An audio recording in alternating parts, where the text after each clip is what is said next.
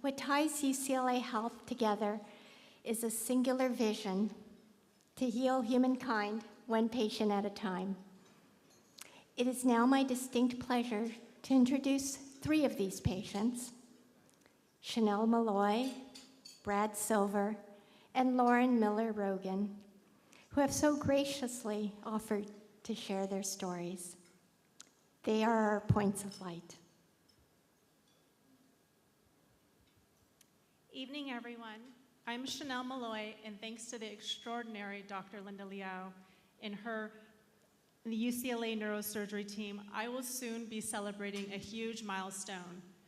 5 years, a 5-year survivor of glioblastoma, one of the most lethal and deadliest forms of brain cancer.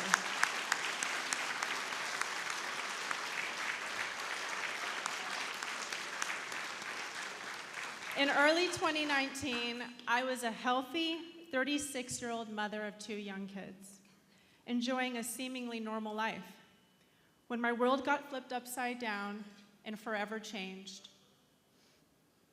Out of nowhere, I felt a stroke-like symptom that radiated the left side of my body. I went on to discover that was my first focal seizure. I went to the local ER in San Diego, where they found a brain lesion, and immediately got checked into the hospital. Over the next 3 days, I saw dozens of doctors who ran dozens of tests, none giving me a definitive diagnosis. So what do?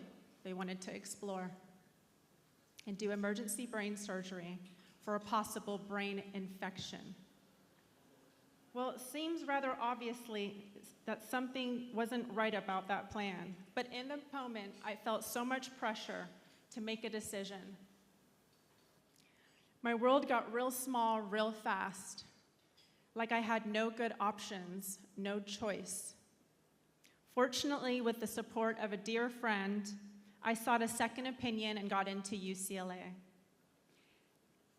one of the top brain research hospitals in the country. They took one look at my scan and said, "We think it's brain cancer." I was scheduled the following day for a 6-hour brain surgery and would begin the fight of my life. Looking back, that a second opinion saved my life, and it almost didn't happen. I had the comfort and reassurance going into surgery that day, knowing I was in the absolute best hands, with an experienced brain surgeon who had done countless surgeries just like mine. You generally don't marry the first person you meet or buy the first house you see, but so often we go with the first medical opinion we receive. Thankfully, my story has a happy ending. Although statistically and against all odds, I shouldn't be standing here tonight speaking to all of you, here I am, alive and healthier than ever. I am eternally grateful to Dr. Liao and her team. Because of them, I've celebrated 5 birthdays in the past 1,752 days with my kids and loved ones. But hey, who's counting?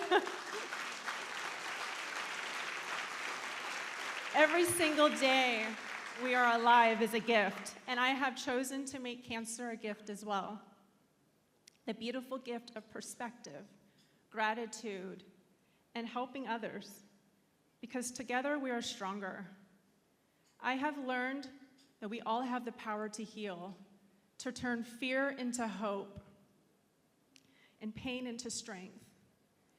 And at UCLA, discovery into world-class care. So thank you.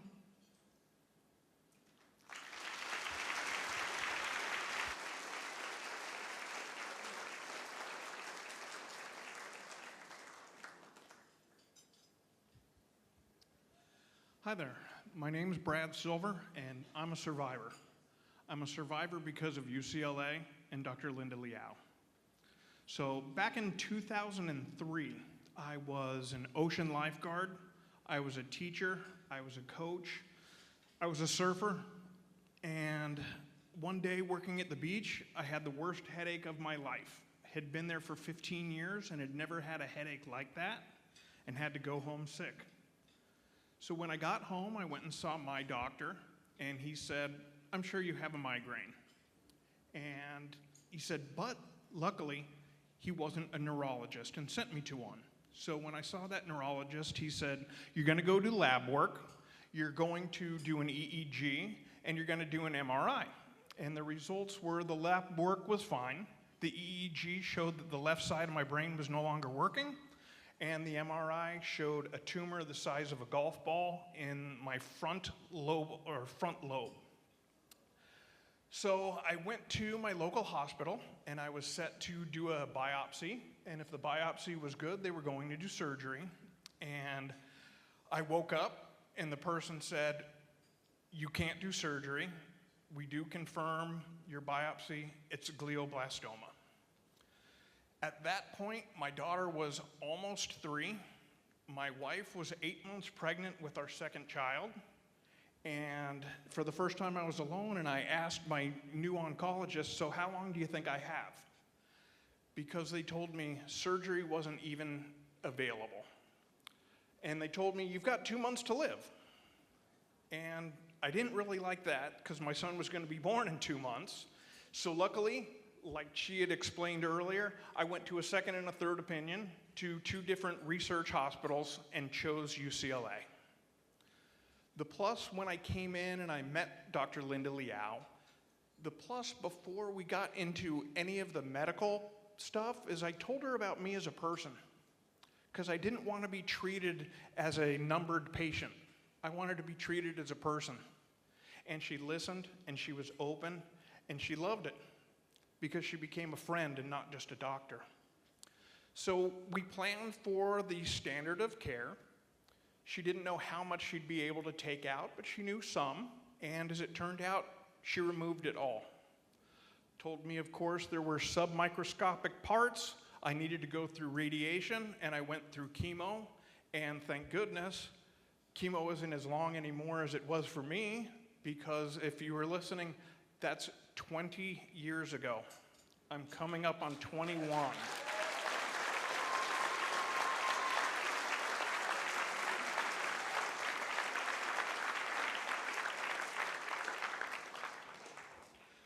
So the beauty for me is not only did I go through those 3 parts of standard of care, I also was part of an immunotherapy clinical trial that was created by Dr. Linda Liao and Dr. Robert Prinz.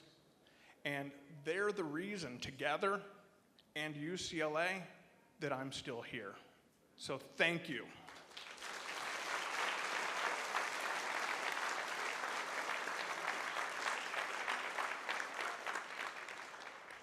So as a big payback, what I've gone through is, number one, I'm part of the Patient Family Advisory Committee here at UCLA, so I have opportunities to talk with fellow patients, fellow staff to help deal with all of us as patients. And I'm also a mentor with 3 different international groups for brain cancer. So what I had learned is having the ability to talk to somebody where you don't have to explain why you feel what you feel is a real wonderful opportunity. So that's one of my paybacks, truly. And lastly, I really hope that all of you and all new patients have the wonderful opportunity and are dealt with correctly at UCLA like I was. Lastly, live life and love life. Thank you.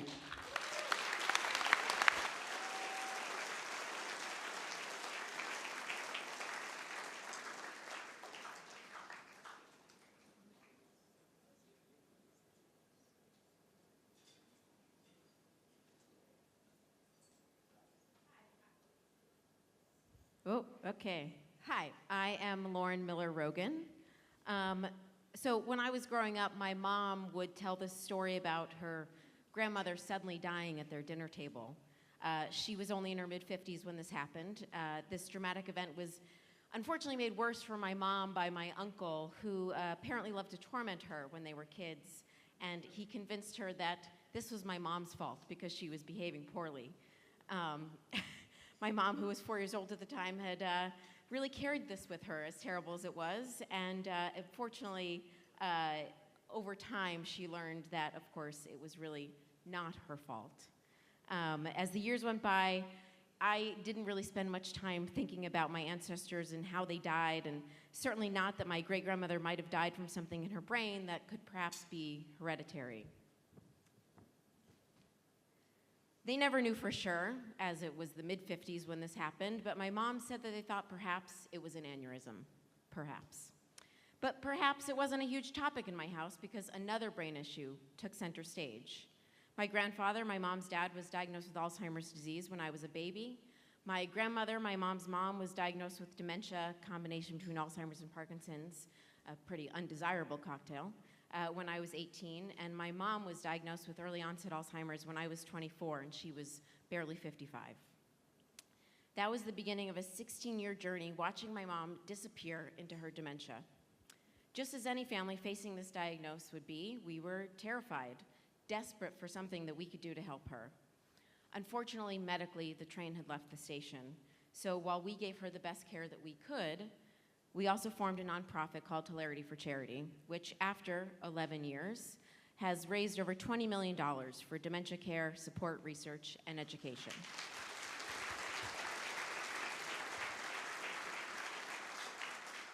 It's a good thing you clapped because it says pause for applause. And it turns out I've also been on my own brain health journey over the years. I've done deep dives into my genetics. I do regular cognitive testing. I sleep, I exercise, I eat pretty well. And about 5 years ago, I got a full body MRI to take a deeper look at anything that could possibly be lurking inside me that would affect my longevity. So when you get one of these scans, you're aware that they might find something, but you think, I'm a superhero. They're not going to find anything. I'm perfect, and that's exactly what I thought. But of course, you're all smart people in this room, and you know where this is going, which is that they found, of course, a cerebral aneurysm in my head. So of course, this was terrifying information. It made me think of my great-grandmother, whose fate I certainly didn't want to mimic. Fortunately, it was relatively small. I did what the doctors recommended that I do, which is, have annual MRIs, track the size. It remained small until it didn't. And again, you know where this is going. So in the spring of 2022, 4 years after we had found the aneurysm, it had in fact started growing. I was quickly connected to Dr. Jeffrey Colby here at UCLA and was told by multiple smart doctors that he is the best. He was the only one that I wanted doing this procedure, and so he did. The first time we chatted, he took this time explaining everything to me. He answered every single question that I had. He made me feel as comfortable as one can be when they're going to have a brain procedure, a feat almost as impressive as the procedure itself, I should say. The incredible care didn't stop there. From the moment we arrived at the hospital to the moment we left and every follow-up visit since, everyone we've encountered at UCLA has shown us kindness, sensitivity, and made us feel confident that we would get through this very scary situation. I'd also be remiss if I didn't shout out the tuna melt that I ate from the room service while I was staying in the hospital, because this hospital has a room service menu, and that is crazy. It was legitimately amazing.